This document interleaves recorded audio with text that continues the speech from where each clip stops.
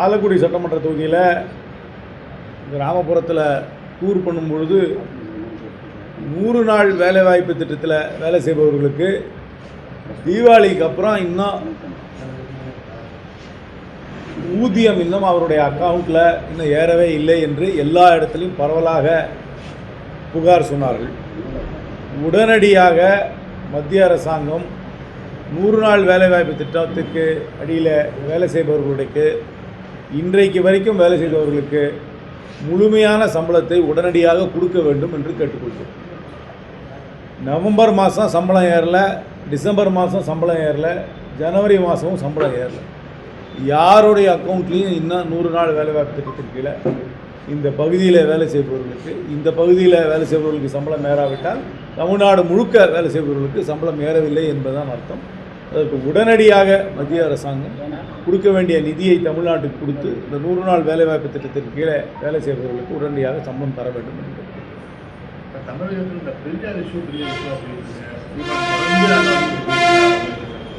என்னை பொறுத்த வரைக்கும் அன்றைக்கி காலையிலே ஒரு ட்வீட் போட்டேன். இதெல்லாம் தேவையில்லாத சர்ச்சை. இந்தியாவில் இன்றைக்கி நம்ம பேச வேண்டிய விஷயம் நிறைய இருக்குது. நம்ம பேச வேண்டிய விஷயம் என்ன? படித்த இளைஞர்களுக்கு வேலை கிடைக்கவில்லை. ஒரு சாதாரண நடுத்தர குடும்பத்தில் இருப்பவருக்கு அன்றாட வாழ்க்கையில் இருக்கும் சிரமங்கள், நிர்வாக சிரமங்கள், போக்குவரத்து சிரமங்கள், இதை பற்றியெல்லாம் பேசுவது கிடையாது. இதை விட்டு சரித்திர சித்தாந்தங்களுக்கு இடையில் இருக்கும் கருத்து வேறுபாடுகள் இல்லை முரண்பாடுகளை இப்பொழுது போய் விவாதிப்பதில் என்னை பொறுத்த வரைக்கும் எந்த விதமான பிரயோஜனமும் கிடையாது. அதனால் ideological and historical differences need not be debated in this great length. இதுதான் என்னுடைய வியூ. இது தேவையற்ற சர்ச்சை. எல்லா பெரிய சிந்தனையாளர்களும் ஒரு கடந்த கால சிந்தனையாளர்கள் முரண்பாடுகள் இருக்கும். யாருக்கும் முரண்பாடே இல்லாத வாழ்க்கை இருக்காது. அவருடைய சிந்தனை, அவருடைய பேச்சு, அவருடைய எழுத்தில் முரண்பாடு இருக்கும். அதை ஒரு ஆராய்ச்சிக்காக, ஒரு ரிசர்ச்சுக்காக வச்சுக்கலாம் இல்லையே. அதே ஒரு மைய பிரச்சனையாக காலையிலேருந்து சாயங்காலம் வரைக்கும் அரசியல் மேடையில் பேசுவது என்னை பொறுத்த வரைக்கும் தேவையற்றது. இன்றைக்கி பேச வேண்டிய விஷயம் அவ்வளவு இருக்குது. இன்றைக்கி தமிழ்நாடுடைய மின்வாரியத்திற்கு இருக்குது கடன் சுமை, பெரிய கடன் சுமை. அதை குறைப்பதற்கு யாரும் ஒரு வழி சொல்கிற மாதிரி விவாதம் நடத்துறதில்ல. இங்கே படித்த இளைஞர்களுக்கு வேலை கிடைப்பது கிடையாது. சைனாவில் புதுசாக ஒரு ஏஐ டூல் வந்திருக்கு. அதனாலேயே உலக பங்கு சந்தையில் மறக்க பெரிய கம்பெனியோட பங்குலாம் குறைஞ்சிருக்கு. அதனால் வேலை வாய்ப்பு நிறைய பேருக்கு போயிடும்னு சொல்கிறாங்க. அந்த மாதிரி விஞ்ஞான ரீதியாக பல மாற்றங்கள் இந்த உலகத்தில் வரும்பொழுது வேலைவாய்ப்பை எப்படி உருவாக்குவது, அன்றாட வாழ்க்கையில் நடுத்தர மக்கள், சாதாரண மக்கள் படுற கஷ்டத்தை எல்லாத்தையும் முன்னிறுத்தி பேசுவது. இன்றைக்கி நான் பேசினேன் 100 நாள் வேலைவாய்ப்பு திட்டத்தில் வேலை செய்கிறவர்களுக்கு சம்பளம் கொடுக்கல, அதை பற்றி பேசுகிறது. இன்றைக்கி கெரசின் ஒரு ரேஷன் கடையிலையும் 100 எவ்வளோ கொடுக்குறாங்க, ரொம்ப கம்மியான அளவு தான் கொடுக்குறாங்க. அதை ஏன் இன்னும் தமிழ்நாட்டுக்கு என்ன அதிகம் வரல என்ற பிரச்சனைகளை பேசுவது. இந்த மாதிரி அன்றாட பிரச்சனைகள், பொருளாதார ரீதியான இருக்கும் சவால்களை பற்றி பேசாமல் இந்த சித்தாந்த விவாதங்கள் என்னை பொறுத்த வரைக்கும் தேவையற்ற விவாதம். எடுபடாது. இதெல்லாம் உங்கள் நியூஸ் 24 மணி நேரமும் ஓடுறதுனால, சோசியல் மீடியா இருக்கிறதுனால இது ஃபுல்ஃபில் ஆகுது ஒழிய, நீங்கள் கீழே இன்றைக்கி போனீங்கன்னா மக்களை நேரடியாக சந்தித்தால் இதை யாரும் சொல்லலையே. இன்றைக்கி காலையிலேருந்து நான் ஒரு 500 பேரையாவது நேரில் சந்திச்சிருப்பேன், சாதாரண மக்களை சந்திச்சிருப்பேன்.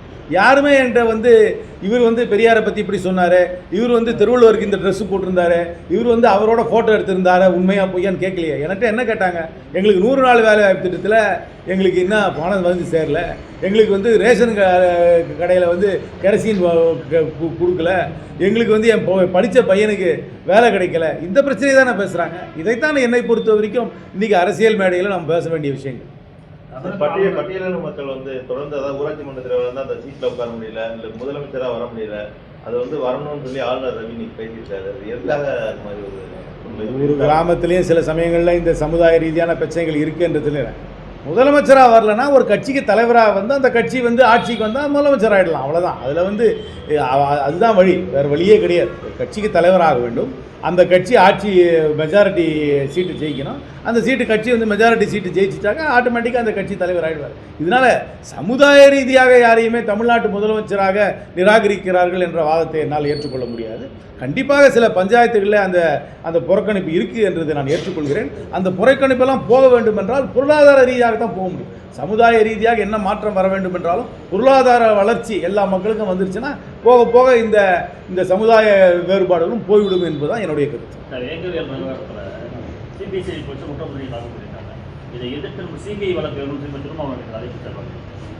தெரியல, ஒரு இன்வெஸ்டிகேஷன் நமக்கு பிடிக்காத ஒரு லைனில் ஒரு இன்வெஸ்டிகேஷன் போச்சுன்னா இன்னொரு லைன் வேணும்னு சொல்கிறாங்க. அது நீதிமன்றத்தில் தான் போய் வாதாடணும். இந்த சிபிசிஐடியோடைய இன்வெஸ்டிகேஷன் வந்து இப்போ எந்த வகையில் இன்னடிக்குவேட் அப்படின்றத வேணால் அவர் நீதிமன்றத்தில் வாதாடி தான் இன்னொன்று கேட்குறமே தவிர இது வந்து அது அவருடைய விருப்பு தான். அவர் மேலே நான் பெரிய மரியாதை வச்சுருக்கேன். அவர் நல்ல சிந்தனையாளர், எனக்கு நல்ல பழகக்கூடியவர் தான். அவருக்கு இதில் வந்து கான்ஃபிடன்ஸ் இல்லாட்டி என்ன காரணத்துக்காக கான்ஃபிடன்ஸ் இல்லை என்பதை நீதிமன்றத்தின் மூலமாக தான் அவர் வந்து அதை பெற வேண்டும். எனக்கு உண்மையாகவே அது நடந்தது வந்து ரொம்ப ஒரு ஒரு வேதையான விஷயந்தான். அது எனக்கு வந்து ஒரு ஃபஸ்ட் ஹேண்ட் இன்ஃபர்மேஷன் எதுவுமே கிடையாது. எனக்கு நான் பத்திரிகையில் படிக்கிற செய்தியை தவிர எனக்கு நேரடியாக எந்த விதமான எனக்கு எந்த ஆதாரமோ எந்த ஒரு தகவலோ எனக்கு கிடையாது. ஆனால் இவ்வளவு நாளாக அந்த ஊரில் நடந்தது ஒரு குற்றவாளிகளை இன்னும் கண்டுபிடிக்க முடியாமல் இருக்கிறது ஒரு வியப்பாக தான் எனக்கும் இருக்குது. 3 பேர் குற்றவாளி, யாரா எந்த சமூகம் பாதிக்கப்படாதனால அவங்க தான் குற்றவாளின்னு சொல்றாங்க. அதை அவங்களால ஏற்றுக்கொள்ள முடியாமல் அது எனக்கு தெரியலையே. எனக்கு வந்து அந்த இன்வெஸ்டிகேஷன் சரியாக நடக்கலைன்ற ஆதாரம் வேறு யாருக்காவது இருந்தால் அதை வந்து அவங்க நீதிமன்றத்துக்கு மேலே அதை சமர்ப்பித்து இதற்கு மேலே இன்னொரு இன்வெஸ்டிகேஷன் வேறு ஒரு அமைப்பின் மூலமாக கேட்பது அவரோட உரிமை. சார், பெரியார் சர்ச்சை தேவையில்லைன்னு சொல்கிறீங்க. இதே காலகட்டத்தில் திருப்பங்குன்ற மலை வந்து முஸ்லிம் மதத்தினர் வந்து அசைவ உணவு சாப்பிட்றது அது ஒரு பெரிய சர்ச்சையாக போயிருக்கு. நான் சொல்கிறேன், இதெல்லாம் தேவையற்ற சர்ச்சைகள். யார் எந்த கோயில் என்ன சாமி இருக்குது, என்ன சாப்பிட்றது. இப்போ கூட படித்தேன், சத்தீஸ்கரில் ஒருத்தர் வந்து மதம் மாறி இருக்கார். மதம் மாறினதுனால அவர் வந்து அந்த மயானத்தில் அவரை வந்து அடக்கம் பண்ண முடியாது, வேறு மயானத்துக்கு எடுத்துகிட்டு போய் இதெல்லாம் வந்து ஒரு தனி மனிதரோட நம்பிக்கைகள், மத பழக்கங்கள், இதெல்லாமே தான் சர்ச்சையாகுது ஒழிய எதை பற்றி பேசணுமோ அதை பற்றி பேசலை. அவன் வந்து சைனாவில் புதுசாக ஏஐ டூல் உருவாக்கி உலகத்தையே உருக்கிட்டு கிடக்கிறான். நம்ம இன்னும் வந்து மலை மேலே போய் நம்ம வந்து இந்த சாமி இருக்கா அந்த சாமி இருக்கா, 2 சாமி இருந்தாலும் சரி சாமி இருந்தாலும் சரி அப்படின்னு பார்த்துட்டு போகாமல் நம்மளுடைய அரசியல் விவாத மேடையே எனக்கு வந்து வருத்தம் அளிக்கிறது. இந்த போகிற திசை எனக்கு பெரிய வருத்தம் அளிக்கிறது. ஒரு 21ஆம் நூற்றாண்டுக்கு ஒரு வல்லரசாக வேண்டும் என்று விரும்புகின்ற நாட்டுக்கு தேவையில்லாத விவாதங்கள் தான் இங்கே நடக்கிறத வெளியே ஒரு விஞ்ஞான ரீதியாக அறிவுபூர்வமாக பொருளாதார ரீதியாக விவாதங்கள் நடக்காமல் இருப்பது எனக்கு வேதனை அளிக்கிறது. இல்லை, ஜேபிசியில் அப்ரூவல் பண்ணியிருக்காங்கன்னா நிறைய டிசன்ட் நோட் நிறைய பேர் கொடுத்துருப்பாங்க. அந்த ரிப்போர்ட்டை நான் படிக்கல. பாராளுமன்றத்தில் தான் அதை வந்து சமர்ப்பிப்பாங்க. அது தெரியாது, எனக்கு தெரியாது என்னென்ன டிசன்ட் நோட் இருக்குன்னா. ரிப்போர்ட் என்ன நான் படிக்கல. ரிப்போர்ட்டில் டிசன்ட் நோட் இருக்கா இல்லையான்னு பார்க்கணும். என்னத்தை வந்து அவங்க பார்லிமெண்ட்டில் வந்து ஜேபிசி நோட்டை எப்படி அவங்க வந்து சப்மிட் பண்ணுறாங்கன்னு பார்க்கணும் ரிப்போர்ட்டை. அதுக்கப்புறம் அவங்களுடைய டிராஃப்ட் லெஜிஸ்லேஷனை வந்து மாற்றுறாங்களா, இந்த ரிப்போர்ட்டுக்கு ஏற்றாப்பில் மாற்றி ஒரு லா டேபிள் பண்ணுறாங்களா இல்லை பழைய மாதிரியே டேபிள் பண்ணுறாங்களான்னு பார்லிமெண்ட்டுக்கு போய் தான் தெரியும். ஆனால் இது வந்து ஒரு சீர்திருத்தம் தேவை என்பதை நான் ஏற்றுக்கொள்கிறேன். ஆனால் பிஜேபியோட உள்நோக்கம் இது இருக்குது. அவரோட உள்நோக்கம் என்னவென்றால் இந்த ஒரு ஒரு ஒரு குறிப்பிட்ட மதத்தினுடைய போக்குவரத்தில் அவர்களுடைய அட்மினிஸ்ட்ரேஷனில் தலையிட வேண்டும் என்பது இவர்கள் விருப்பம். அதுதான் அந்த உள்நோக்கம் என்னால் ஏற்றுக்கொள்ள முடியும். காமன் சிவில் கோடு வந்து வர முடியாதுங்க. காமன் சிவில் கோடை ஒத்துக்கவே முடியாது. பல இடத்துல நீங்கள் காமன் சிவில் கோடுன்றது எல்லாம் சும்மா மேலோட்டமாக சொல்லலாம் மொழிய. ஒவ்வொரு ஊர்லேயும் ஒரு பழக்க வழக்கம் இருக்குது. ஒரு ஊரில் இருக்கிற பழக்க வழக்கம் இன்னொரு ஊரில் ஏற்றுக்கொள்ளப்படாது. நம்ம ஊரில் வந்து அக்கா பொண்ணை கல்யாணம் பண்ணிக்கிற வழக்கம் இருக்குது. அது வந்து ப்ரொஹிபிட்டட் மேரேஜஸ் லிஸ்ட்டில் இந்த காமன் சிவில் கோடில், இங்கே உத்தராகண்டில் போட்டிருக்கிற காமன் சிவில் கோடில் நீங்கள் வந்து உங்கள் அக்காவுடைய பொண்ணை நீங்கள் திருமணம் பண்ணுறது தடை செய்யப்பட்ட உறவுகளில் வரும். அதே மாதிரி இந்த மாதிரி அத்தை பொண்ணை கல்யாணம் பண்ணுறது, மாமா பொண்ணை பையனை கல்யாணம் பண்ணுறது அவங்க தடைப்பட்ட உறவுகளில் வரும். அதனால் இந்தியா முழுக்க ஒரு காமன் சிவில் கோடை கொண்டே வர முடியாது. இந்த காமன் சிவில் கோட் கொண்டு வரணும்னா ஹிந்து அன்டிவைடட் ஃபேமிலின்னு ஒன்று இருக்குது. நான் எங்கள் அப்பா எங்கள் ஐயாலாம் நாங்கள் ஹிந்து அன்டிவைடட் ஃபேமிலின்னு ஒரு எங்களுக்கு இந்துக்களுக்குன்னே ஒரு தனியாக ஒரு டேக்ஸில் ஒரு ப்ரொவிஷன் இருக்குது. அதை எடுக்கிறதுக்கு தயாராக இருக்காங்களா? இவங்க பிஜேபியோட எண்ணம் என்னவென்றால் சில குறிப்பாக சிறுபான்மை மதத்தினுடைய பழக்க வழக்கங்களை தலையிட வேண்டும் என்பதற்காக காமன் சிவில் கோடை கொண்டு வர்றாங்க. ஆனால் பெரும்பான்மையான இன்றைக்கி என்னையும் உட்பட்ட இந்து மதத்திலையுமே பல வேறுபாடுகள் இருக்கிறது, பழக்க வழக்கங்கள் வேறுபாடு இருக்கிறது. சில சமுதாயங்களில் விவாகரத்து, இந்து சமுதாயத்திலே விவாகரத்துக்கு வெவ்வேறு முறைகள் இருக்குது. அதெல்லாம் சில ஊரில் எல்லாம் பேசி முடிக்கிற விவாகரமாக இருக்குது. அவருக்கு இந்த கல்யாண செலவை கொடுத்துட்டா விவாகரத்து ஆனதுன்னு ஏற்றுக்கிற நிலையும் சில ஊரில் இருக்குது. கஸ்டம் ஓவர் ரைட்ஸ் லா, அதாவது ஒரு ஊரில் ஒரு வழக்கம் இருந்ததுன்னா அது சில சமயங்களில் அது சட்டத்துக்கு மேலே அது வரும். அதனால் அந்த காமன் சிவில் கோட் அவ்வளோ ஈஸி கிடையாது. ஒரு டிராஃப்ட் காமன் சிவில் கோடை எல்லோரும் ஏற்றுக்கொள்ளக்கூடிய, இந்தியா முழுக்க காஷ்மீரிலிருந்து கன்னியாகுமரி வரைக்கும் ஏற்றுக்கொள்ளக்கூடிய காமன் சிவில் கோட் டிராஃப்டாக இது வரைக்கும் யாரும் பார்த்ததில்லை. என்னை பொறுத்த வரைக்கும் அதை அத்தகைய காமன் சிவில் கூட யாராலையும் பூர்த்தி செய்ய முடியாது. நான் சொன்னேன், இதில் தான் நம்மளுடைய சிந்தனை போகுதே தவிர நம்ம விஞ்ஞான ரீதியாக மற்ற நாடுகள் போகும் திசை வேறு.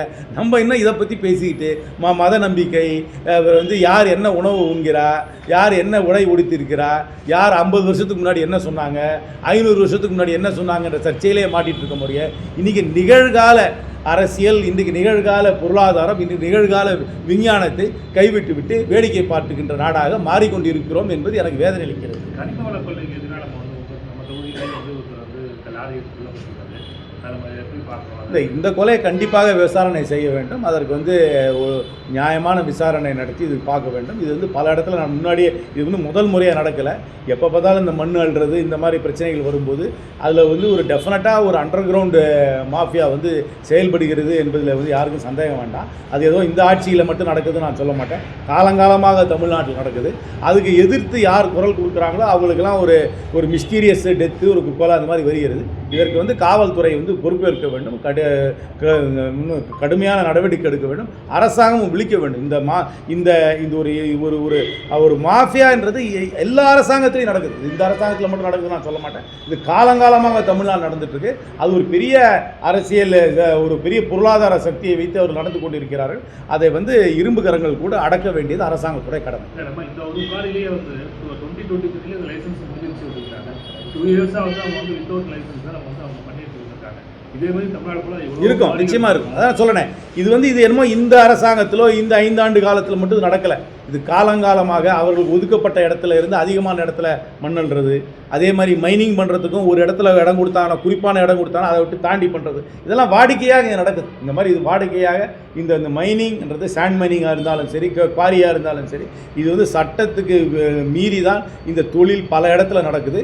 இதுக்கு இது காலங்காலமாக தமிழ்நாடு நடப்பதை இதை அரசாங்கம், இன்றைக்கி இருக்க அரசாங்கம் இருந்தாலும் சரி, வருகின்ற அரசாங்கங்களாக இருந்தாலும் சரி, இது காவல்துறை, அப்புறம் அரசாங்க மிஷினரி அட்மினிஸ்ட்ரேஷன் இது கடுமையான நடவடிக்கை எடுக்க வேண்டும் என்பதுதான் என்னுடைய கருத்து. ரைட்டா? அதான் சொல்லணேன், 100 நாள் வேலை வாய்ப்பு திட்டத்துக்கு எல்லாம் சம்பளம் கொடுக்காமல் இருக்கிறது தான் பெரிய கவலையாக இருக்குது. அதான் சொல்லணேன், நீங்கள் யாராக இருந்தாலும் நேரடியாக மக்களை போய் சந்திக்கும் பொழுது அவர்களுடைய அன்றாட பிரச்சனைகளை என்ன என்று கேட்டீர்கள் என்றால், இன்றைக்கு நடக்கும் அரசியல் மேடைகளில் நடக்கும் விவாதங்களுக்கும் அவர்களுடைய அன்றாட பிரச்சனைகளுக்கும் சம்பந்தமே இல்லை என்ற உண்மையை நீங்கள் உணர்வீர்கள். காலங்காலமா நடக்கிறதா சொல்றீங்க. இன்னொரு நம்மளும் பண்ணணும். இல்ல தப்பு நான் சொல்ல. இல்ல கூட்டணி கட்சியில இருக்க நீங்க சில அழுத்தம் கடுமையா கொடுக்கலாம். இல்ல நான் அழுத்தம் கொடுக்குறேனே, அரசாங்கம் பேட்டி சொல்றதோட எதுவும் நடக்க போறதில்ல. கூட்டணி கட்சியில டிமாண்ட் பண்ற மாதிரி ஏதாச்சும் கட்சி ரீதியாக கட்சியுடைய தலைவர் தான் வைக்க முடியுமே தவிர ஒரு பாராளுமன்ற உறுப்பினர் என்ற முறையில் நான் என்னுடைய கண்டனத்தை தெரிவிக்கிறேன்.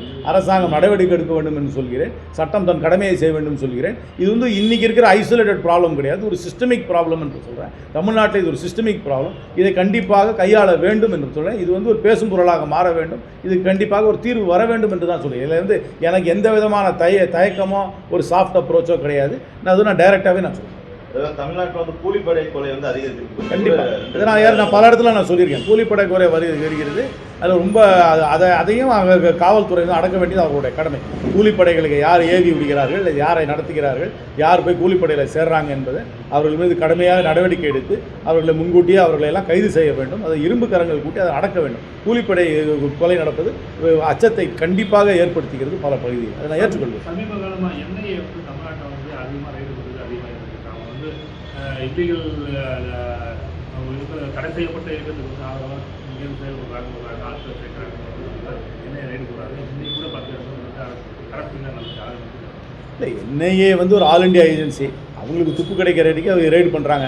இது வந்து அரசியல் காரணங்களுக்காக ரேட் பண்ணுறாங்கன்னு என்னால் சொல்ல முடியாது. அதுக்கு ஒரு சாலிட் எவிடன்ஸ் வச்சு ரேட் பண்ணுறாங்களா என்பது நீதிமன்றத்தில் தான் அதை வந்து ப்ரூவ் பண்ணணும். இதில் ஏதாவது பயஸ் இருந்தால் அதை நீதிமன்றத்தில் தான் சொல்லணும். எனக்கு நேரடி தகவல் கிடையாது, எனக்கு தெரியும். ஆனால் அவங்க வந்து இங்கே ரேடு வந்து ஒரு குறிப்பாக தமிழ்நாட்டில் இந்த கோயம்புத்தூர் பகுதியில் அதிகமாக நடக்கிறது என்பதற்கு அங்கே அதுக்கும் அது சில காரணங்களும் இருக்குது. அந்த இடத்துல வந்து குண்டு வைப்பு சம்பவங்கள்லாம் அந்த ஒரு காலத்தில் நாங்கள் நடந்துருக்கு. அதோடைய ஃபாலோ அவுட்டாக இன்னும் அந்த ரெமினன்ஸ் ஆஃப் தோஸ் ஆர்கனைசேஷன்ஸ் அங்கே இன்னும் இருக்கலாம். அதனால் அந்த ரேட் நடந்தது. அண்ணாமலை சர்ச்சை தொடர்பு அண்ணாமலை இப்போ சைலண்டாக இருக்காரு, அடுத்த தலைவர் வருவாரா அந்த கட்சி பிஜேபியை பொறுத்த வரைக்கும் தமிழ்நாட்டில் வந்து ஒரு ஒரு ஒரு குறைகின்ற அரசியல் கட்சியாக தான் நான் பார்க்கிறேன். பாராளுமன்ற எலெக்ஷனில் அவர்களுக்கு இருந்த அந்த ஒரு ஆதரவுன்னு கூட சொல்ல மாட்டேன், ஆதரவு போன்ற தோற்றத்தோடு இன்னைக்கு நிலைமை வந்து இன்னும் கொஞ்சமாக தான் இருக்குது. என்னை பொறுத்த வரைக்கும் அவர்களை வந்து விரும்பி யாரும் கூட்டணியில் சேர்த்துக்க போகிறது. அவங்க யாரையா வலுக்கட்டாயமாக போய் பண்ணி தான் யாரையா கூட்டணியில் சேரணுமே தவிர பிஜேபியோட யாரும் விரும்பி தமிழ்நாட்டில் கூட்டணி வைக்க மாட்டார்கள். பிஜேபியோட கூட்டணி வைத்தால் அவர்களுடைய வைக்கின்ற கட்சியோட வாக்கு வங்கியும் குறையும் என்ற உண்மையை பலருக்கு எல்லாருக்கும் தெரியும். அவங்க வலுக்கட்டாயமாக வேறு ஏதாவது மெத்தடில் போய் வேணால் யாரோட கூட்டணி வைக்கலாம். ஆனால் அவர்கள் யாரோட கூட்டணி வைத்தாலும் அவர்கள் தமிழ்நாட்டில் வெற்றி பெற மாட்டார்கள் என்பதுதான் எனக்கு என்னுடைய அரசியல் பொறுப்பு. நடிகர் விஜய் கல அரசியல் அப்படின்னு சொன்னார். தெரியல, அவர் என்ன வந்தாருன்னு தெரியல. வந்தார், ஏதோ ஏர்போர்ட் கூடாதுன்னு சொன்னார். ஏன் ஏர்போர்ட் கூடாதுன்னு சொன்னான்னா வேறு இடத்துல எங்கே ஏர்போர்ட் வைக்கணும்னு சொல்லலை. ஏதோ வந்துட்டு அப்பப்போ ஒரு கேமியோ ரோல் மாதிரி இந்த சினிமாவில் சொல்லுவாங்களா, கௌரவ வேடம் மாதிரி அப்பப்போ வந்துட்டு போகிறார். அவ்வளோ